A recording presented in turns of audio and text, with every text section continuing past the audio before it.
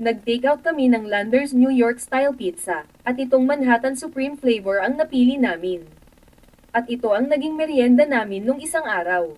Gusto ko lang i-share sa inyo itong pizza na nagustuhan at nasarapan kami. Malambot at hindi chewy ang crust niya. Hindi maalat ang lasa. Hindi ganun kamiti ang ingredients niya, sakto lang. Pero okay lang sa amin.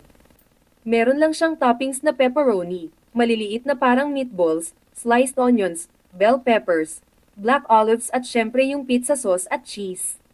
Hindi ko na alam kung anong klaseng pizza sauce at cheese ang ginamit dito pero para sa amin okay naman at nagustuhan namin. Mas masarap din siya pag nirihit mo sa oven toaster.